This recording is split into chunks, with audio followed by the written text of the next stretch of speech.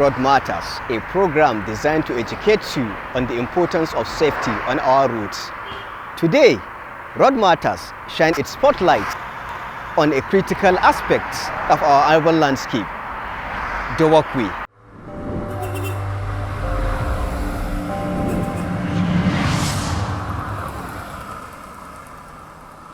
Yes, our walkways around Abuja.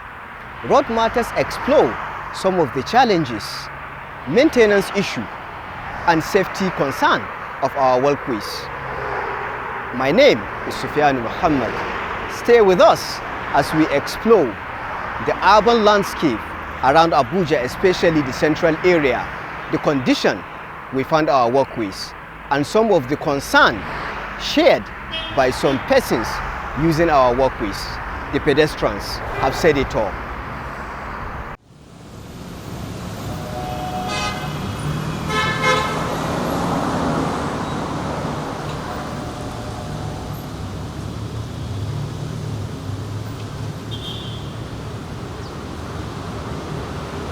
Imagine walking down a street enjoying the fresh air and suddenly you are forced to walk on the road because the walkway is blocked. This is a reality for many pedestrians in Abuja, where walkways have been taken over by vehicles, vendors and overgrown trees.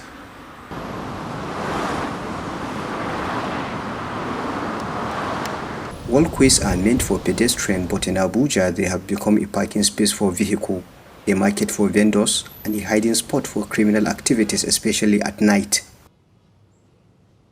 The trees that were meant to provide shade have overgrown out of control, covering traffic lights and destroying the walkways with their roots.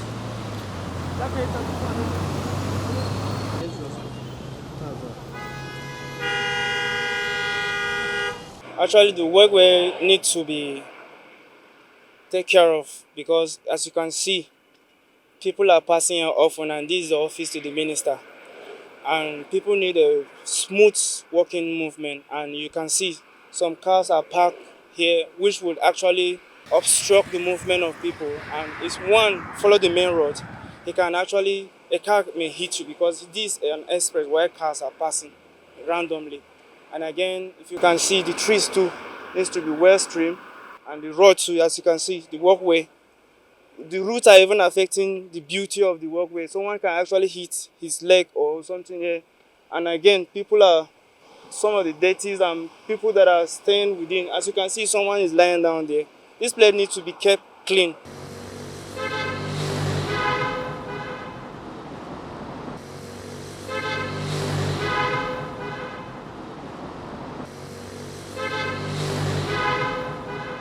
Roads are very bad.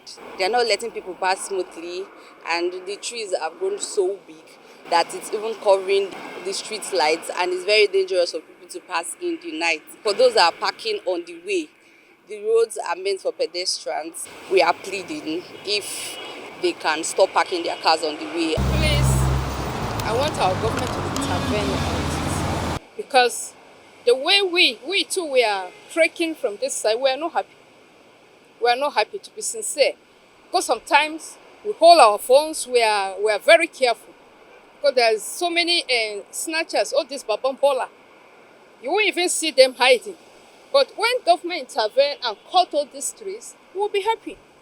We'll be happy, the masses, because if government are not doing anything about it, we won't be happy, and even the Abuja will not be clean. Because if you can see now, without trimming all these trees, you can be seeing leaves are going up and down. And it's not good for Abuja to be seen like this. Abuja need to be clean. So that when they trim the trees, at least the place will be nice and very clean. The consequences of neglecting our walkways are far-reaching. Pedestrians are forced to walk on the road, putting them at risk of accidents. The blocked walkways also create hiding spots for criminal activities, making our street less safe.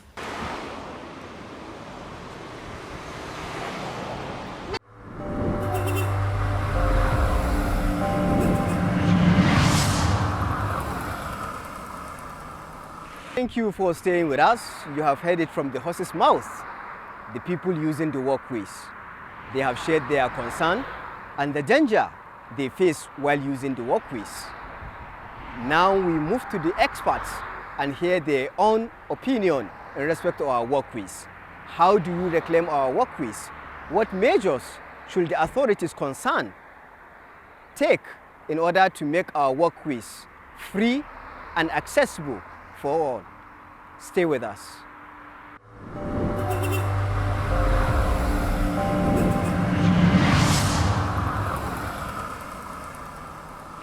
So pedestrian walkways are like in Abuja here. And the master plan is consciously built in there. The road arrangements are from the lowest to the highest, have different hierarchies of walkways. The lowest level of road we have in Abuja is 12 meters, and which is supposed to be cul-de-sac, not more than 40 meters. Then the next is 17 meters. In that 17 meters, which is local streets, you have enough walkways, you have areas meant for carrying facilities like electricity, the one that will carry groundwater, underground cable. These things are part of the road architecture. They are well arranged such that people are walking, a space is meant for those ones too. Then the walkways are also part of the greening of the city, which like resuscitates the life of the city. This is part of the greens of a city. It resuscitates the city.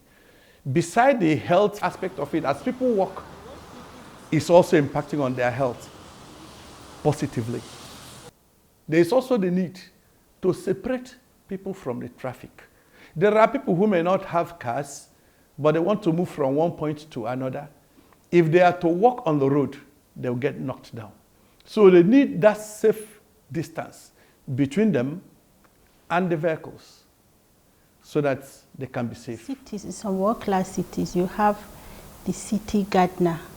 It's a designated position whereby that person is supposed to take care of and designate and determine what kind of trees are supposed to be planted where. So there are some trees, of course, that their roots go horizontal, some their roots go vertical, and depending on whether you are putting a hedge or a tree or a fruit tree or something like what urban centers do these days, instead of it to just line the streets with trees, you line them with edible fruits that people can eat. So it is a matter of designating the right office to the right person. It takes an expert to know the trees that the root goes down. There are some trees that the root spread. This is where we need experts on the aspect of the kind of tree can give you the shade. The trees that will be planted along roads will not be the ones that will damage the walkway or contour them. And then there will also be the kind of hedges that will also beautify the walkways without actually damaging the concreting or any pavement that they do on them. It takes experts on that horticultural side of it to know the specific trees that will not do the damage on the road. Beyond planning, there is need for policy to improve the socio-economic standards of people in the country. That's number one. What also follows this is rural-urban migration. You find that because of probably insecurity in our country, the little cities that are habitable and have a little security, you find that people thrum in there every day to find a source of livelihood. It's not just the walkways. Some of them are even spoiling the roads. They even become a problem if you are walking. For instance, the walkways are not meant for only people who are abled people. There are some who are disabled, some are blind. They still need to walk on that place. You see all those bumpy routes, causing the road to get bumpy. When they hit it, they'll be on the ground. So it takes experts who knows the specific tree that the roots will go down and will give you enough shade. Not just anyhow tree. You have the one that will go down is one, but the one that will give you the shade you require. The city again, probably the town planning or the enforcement authority, they are not well funded to really enforce the maintenance of walkways for the functions to which they are. Because one important thing about walking is that if you walk under the sun, full sun, it could be another challenge. But those trees should give you that intermittent cover while you walk. There is no level they have grown that cannot be managed. You can remove them. The only thing that will happen is that you don't take all of them out at the same time. As you are removing one, you are replacing, so that you don't leave the whole place bare. You remove one, maybe you remove 1, 2, 3, 4, 5, you replace them at intervals, so that the whole place will not lay bare. If you are coming from Kubo, you are going to Kari, you have to do a U-turn. As soon as you take a turn, you find that by the water board, you find vendors, people who have put their goods to sell for people who are moving. First of all, they are sitting on the walkway. 2, once people turn and park, they cause traffic. And then I now realize also there's a local government also enforces the maintenance of these walkways now. But every day they are there. So is it that somebody is collecting rent from them? Then the water board is just behind it. Have the water board leased their spaces to them? So you find that the enforcement is not being enforced. We can use design to do a lot of things. There are some design patterns you can put there. It will not be convenient for anybody to stay and sell. You can make it uncomfortable for them through your design. So as you are planning the road, you're also making it not being convenient, not where somebody can just park his car and just get to them and buy things. And then 2, there are some things that are actually missing in the urban architecture, especially in Abuja. At a point in this thing, one of the directors of Parks and Recreation, I think it was Shaibu, what he did was he created employment zones. It's an area that artisans will just gather and sell.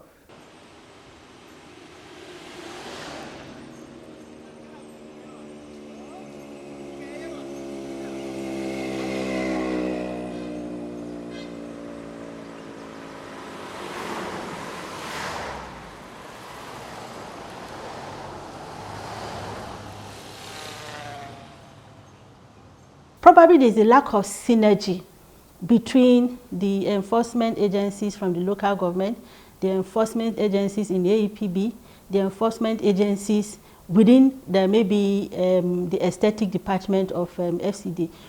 What is our goal? To keep our city clean, to keep our walkways free for people to move, and then to make them walkable and aesthetically fine. You see people selling suya, they set fire on all those places, and they're defacing the city and also spoiling the same walkway.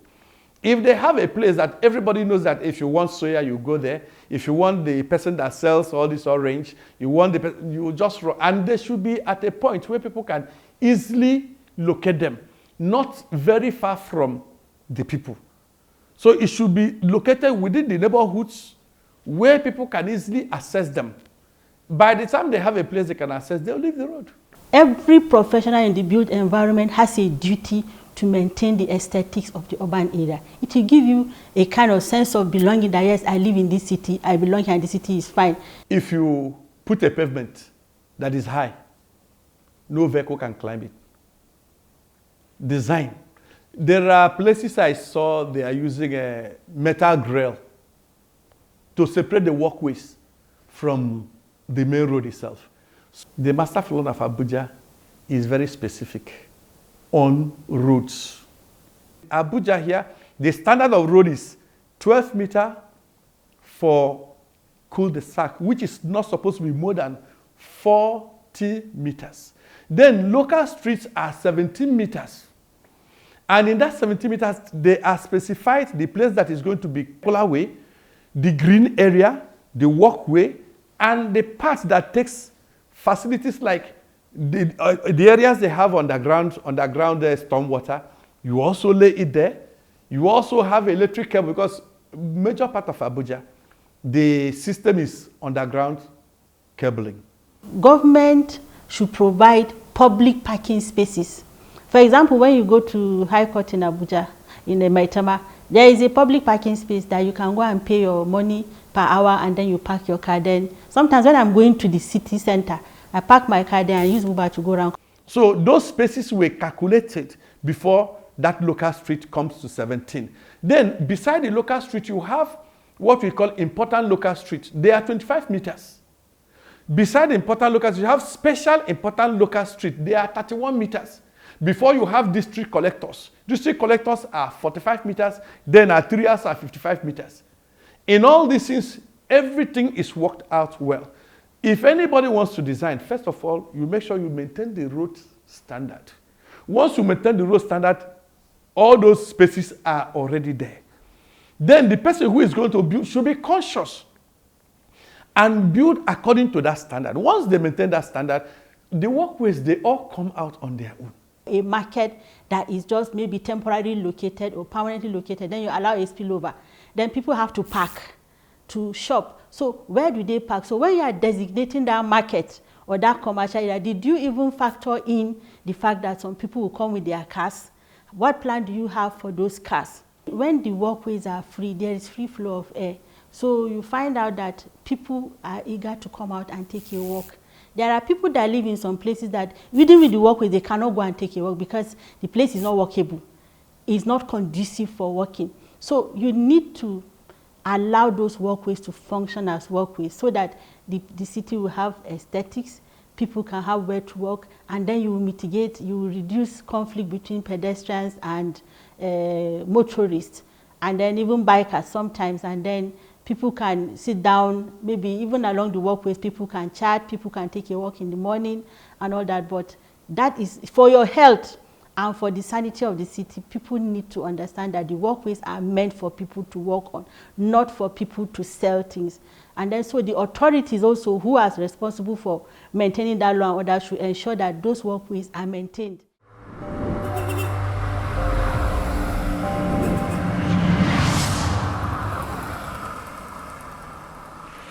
We have had our experts' opinion in respect to our walkways around Abuja. The walkways are an integral part of the road. They are intentionally placed there to serve a purpose. So the authorities concerned, it's now left for you to do the needful.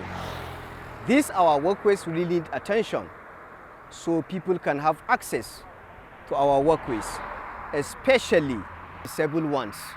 Next is a segment by our correspondent, Samben Ochuli, on road signs of the week.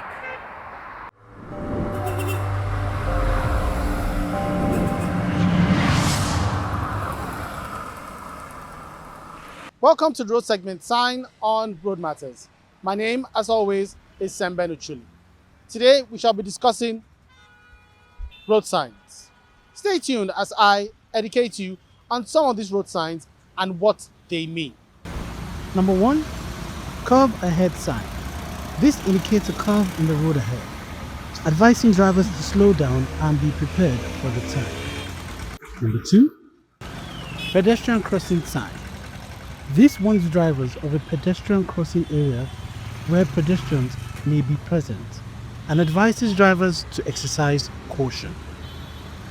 Number 3, intersection sign. This sign indicates an intersection ahead, where drivers should be prepared to yield or stop and be aware of other vehicles or pedestrians. Number 4, bump sign. It warns you, the driver, of a speed bump or uneven road surface ahead, advising you to slow down to avoid damage or loss of control. And 5, school zone area. This is very important. The sign indicates a school zone where children may be present and advises drivers to exercise extreme caution, reduce speed, and be prepared to stop. Remember, ignoring regulatory signs can lead to fines, accidents, or death. So, let's keep obeying the signs and keep safe. I remain Samben Ochuli. Till next week.